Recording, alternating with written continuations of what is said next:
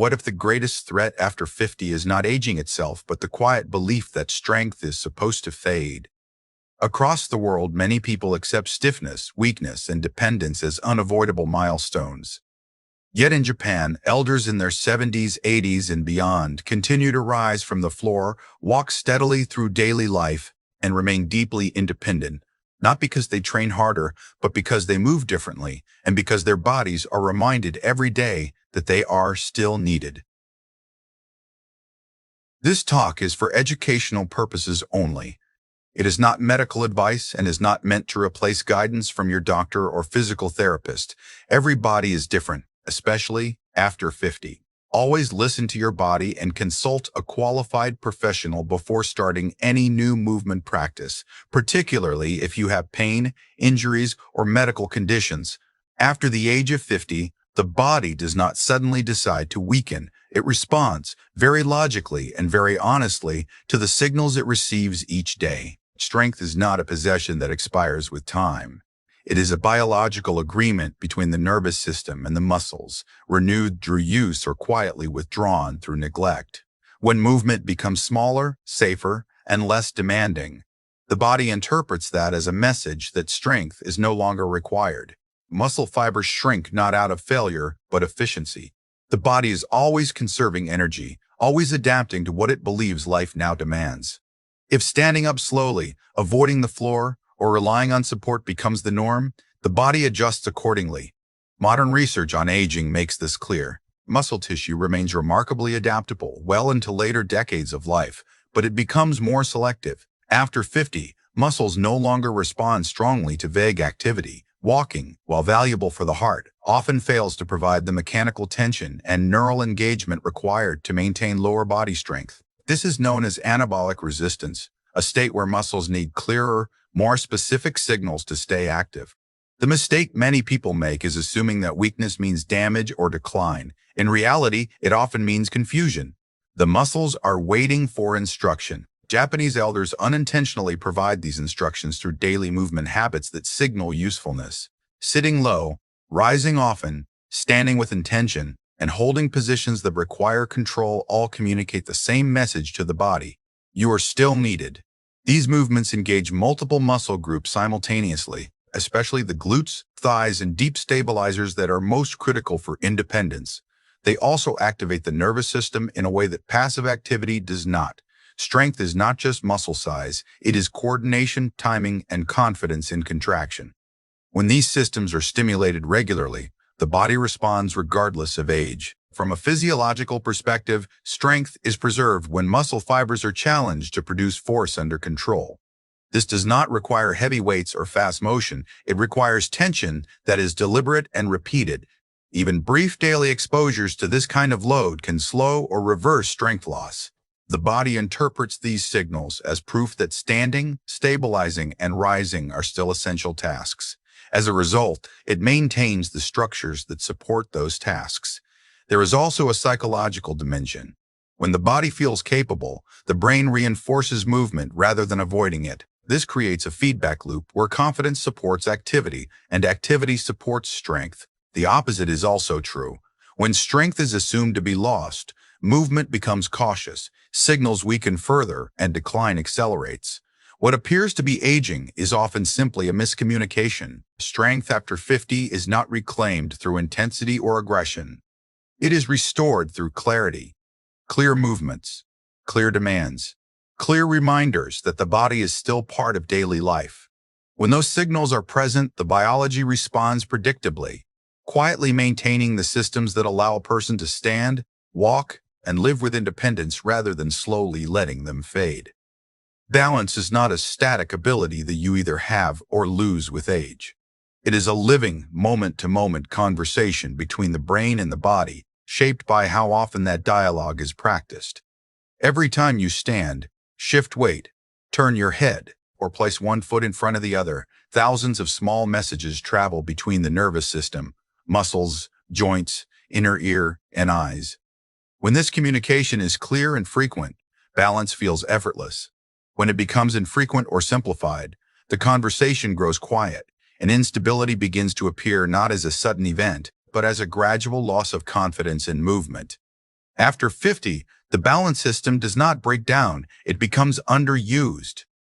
Modern life reduces the need for constant adjustment. Flat floors, supportive shoes, chairs at every turn, and predictable movement patterns all remove the challenges that once kept the balance system sharp. The brain, always efficient, reallocates resources away from systems it no longer believes are essential. This is not deterioration. It is adaptation. The body is responding to the environment it lives in. Scientifically, balance relies on three primary inputs: proprioception from muscles and joints, vestibular signals from the inner ear, and visual information. With age, none of these systems disappear, but their integration becomes less automatic if not regularly stimulated. When a person avoids standing on one leg, avoids uneven surfaces, or moves quickly without awareness, the brain receives fewer opportunities to practice correction. Reaction time slows not because the brain cannot respond, but because it has not been asked to respond in subtle, controlled ways. Japanese elders maintain this conversation through daily habits that gently challenge equilibrium, standing still in simple positions, rising from the floor, or moving slowly with intention forces the brain to stay engaged. These movements are not about strength alone. They are about awareness. When the body sways slightly and corrects itself, the nervous system refines its predictions. It learns where the body is in space and how to respond before a fall occurs. This anticipatory control is what truly protects against injury. Research in neuroplasticity shows that the brain remains capable of rewiring balance pathways well into older age. Even brief daily balance challenges can improve coordination and reduce fall risk. The key is specificity. Walking in a straight line at a steady pace does little to stimulate corrective responses. Standing on one leg, shifting weight slowly, or pausing in unstable positions demands real-time communication. These moments tell the brain that balance is still relevant and must be maintained. Emotionally, balance is tied to trust. When the body feels unreliable, fear creeps into movement. Fear further suppresses the brain's willingness to explore range and instability. The conversation shuts down. When balance is practiced gently and safely, trust returns. Movement becomes less guarded. The nervous system relaxes, allowing smoother corrections and faster responses. Balance is not restored through effort alone. It is restored through attention. Each small moment of stillness, each controlled shift, reminds the brain that the body is present and capable. Over time, this ongoing dialogue strengthens, not loudly or dramatically, but steadily, allowing the body to move through the world with quiet confidence rather than hesitation. Stillness is often misunderstood as the absence of effort, but in the human body, stillness can be one of the most demanding and transformative states of all. When the body holds a position without movement, something profound happens beneath the surface. Muscles remain engaged, nerves stay alert, and the brain is forced to maintain continuous communication with the body. Unlike motion, which allows momentum to assist effort, stillness removes all shortcuts. Every second becomes an active decision to remain present, balanced, and engaged. After 50, this quality of effort becomes especially important.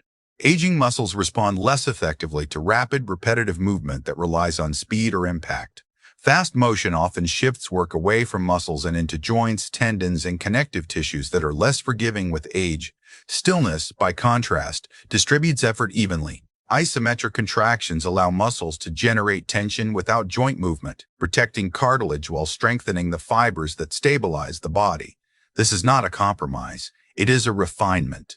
Scientifically, holding a position under load increases motor unit recruitment. The nervous system gradually activates more muscle fibers to sustain the posture, including fast-twitch fibers that are crucial for preventing falls and regaining balance. These fibers are among the first to decline with inactivity, yet they respond remarkably well to sustained tension. Even short holds can send a strong signal that these muscles are still needed. Motion may feel productive, but stillness is often more precise. Stillness also strengthens connective tissues. Tendons and ligaments adapt to steady, controlled tension by becoming more resilient and better able to transmit force. This adaptation supports joint integrity and improves how efficiently muscles work together. For older adults, this means greater strength with less wear. It means building support structures that protect movement rather than punish it. There is also a neurological dimension to stillness that is often overlooked. When the body holds a position, the brain must constantly monitor alignment, pressure, and balance. This sustained attention sharpens proprioception, the sense of where the body is in space. Over time, this improves posture and coordination. The body learns to organize itself efficiently, rather than reacting after instability occurs. In this way, stillness trains anticipation rather than correction. Emotionally, stillness cultivates patience and confidence. Movement can distract from discomfort. Stillness asks you to stay with it. As muscles begin to fatigue, the brain often sends signals to stop, even when the body is capable of continuing safely. Learning to remain calm within this discomfort builds resilience. It teaches the nervous system that effort does not always require urgency. This calm strength carries into daily life, making tasks feel more manageable and controlled. In cultures where longevity and mobility are preserved, stillness is treated as a skill. Holding a low stance, standing quietly, or maintaining posture is seen as a form of training rather than rest. These practices acknowledge that strength is not only about how much you move, but how well you can remain steady when movement is not an option. Stillness does not mean doing nothing. It means doing exactly what the body needs, with intention and control, allowing strength to grow quietly from within. Daily movement does far more than preserve muscle tissue. It quietly protects identity, the sense of self that is expressed through independence, capability, and confidence in one's own body. After 50, physical ability becomes closely tied to how people see themselves in the world. The way a person stands, walks, reaches, and rises from a chair carries meaning beyond mechanics. These actions reinforce the belief that one is still capable, still present, still engaged with life, rather than observing it from the sidelines. From a biological perspective, movement maintains neural pathways that connect intention to action. Every time the body performs a familiar task, the brain reinforces the circuits that make that task feel natural and automatic. When movement decreases, those circuits weaken. The result is not just physical stiffness, but hesitation, uncertainty, and a gradual erosion of confidence. This is why inactivity can feel disorienting. The body is no longer expressing the self in the same way, and the mind begins to adapt to limitation as a new identity. Daily movement interrupts that process. It sends a consistent signal to the brain that the body is still in use, still required, still relevant. Muscles respond by maintaining strength, but the nervous system responds by preserving coordination, timing, and trust in movement. This trust is essential. Without it, people begin to avoid tasks not because they are impossible, but because they feel risky. Avoidance then reshapes identity, turning capable individuals into cautious ones, not through injury, but through loss of familiarity with their own bodies. Movement also preserves autonomy. Simple actions like standing up without assistance, carrying groceries, or walking confidently across a room affirm independence on a daily basis. These moments may seem ordinary, but they accumulate into a powerful narrative about who a person is and what they can do. When these actions are practiced regularly, they remain part of one's lived experience. When they are avoided, dependence slowly replaces self-reliance, often without conscious awareness. There is also an emotional component to daily movement that science increasingly recognizes. Physical activity influences neurotransmitters related to mood, motivation, and cognitive clarity. Regular movement helps regulate stress responses and supports emotional resilience. For older adults, this translates into a greater sense of agency. The body does not feel like a problem to manage, but a partner to work with. This shift in perception is critical for maintaining a positive relationship with aging itself. Culturally, societies that emphasize daily functional movement tend to preserve a stronger sense of purpose among older adults. Movement is not framed as exercise or obligation, but as participation in life. Sitting, standing, squatting, walking, and balancing are woven into daily routines rather than isolated into workouts. This integration reinforces identity through action. People do not think of themselves as exercising to stay young. They move because moving is how they live. When daily movement is respected, aging does not automatically mean shrinking one's world. It becomes a process of adaptation rather than loss. The body changes, but the self remains active within it. Each step, each reach, each moment of balance is a quiet affirmation that the person inside the body is still fully present, still capable of learning, adapting, and expressing strength in ways that matter most to everyday life. As the body ages, the rules that once governed strength and adaptation begin to shift. Muscles do not lose their ability to grow or respond, but they do change the language they listen to. After 50, forceful, aggressive movement often speaks too loudly, overwhelming tissues that now require clarity rather than intensity. Respectful training, on the other hand, sends precise signals that aging muscles understand and respond to with surprising efficiency. From a physiological standpoint, muscle tissue in later life remains highly adaptable, but recovery timelines lengthen and connective tissues become less tolerant of sudden stress. When force is applied without consideration, the body responds defensively. Muscles tighten, joints compensate, and the nervous system prioritizes protection over adaptation. This protective response can limit strength gains and increase discomfort, reinforcing the false belief that aging muscles are fragile or incapable. Respectful movement changes that conversation. Controlled tempo, moderate load, and intentional alignment allow muscles to experience tension without threat. This approach activates mechanoreceptors within muscle fibers and connective tissue that signal growth and reinforcement rather than injury. The result is not only strength, but improved coordination and joint stability. Muscles begin to trust the movement again, and trust is essential for progress. The nervous system plays a central role in how muscles respond to training after 50. Rapid or aggressive movement often bypasses neuromuscular control, relying on momentum instead of coordination.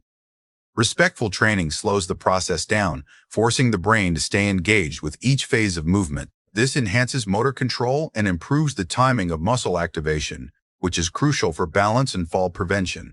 Strength becomes something the body can access reliably, not just something it possesses in theory. There is also a metabolic dimension to respect-based training.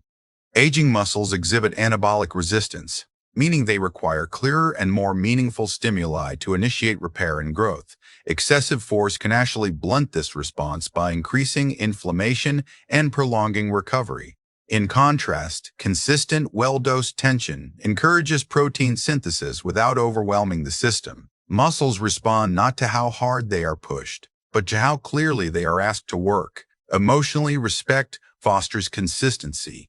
Aggressive approaches often lead to fear, avoidance, or cycles of overexertion followed by inactivity. Respectful movement feels sustainable. It invites participation rather than demanding compliance. When individuals feel safe in their training, they are more likely to return to it day after day. This consistency, more than intensity, is what drives long-term adaptation in aging muscles. Respect also honors individual variability. No two aging bodies respond the same way, and respectful training allows for adjustment based on daily readiness. Some days require less load, slower tempo, or shorter duration. Recognizing and responding to these signals prevents setbacks and builds a cooperative relationship with the body. This relationship transforms exercise from a battle into a dialogue. When muscles are treated with respect, they respond with resilience. Strength returns not as brute force, but as control, endurance, and confidence. Movement becomes smoother, more efficient, and less fearful. The body learns that effort does not have to hurt to be effective. In this environment, aging muscles do what they have always done best when given the right conditions. They adapt, they strengthen, and they continue to support a life of movement and independence.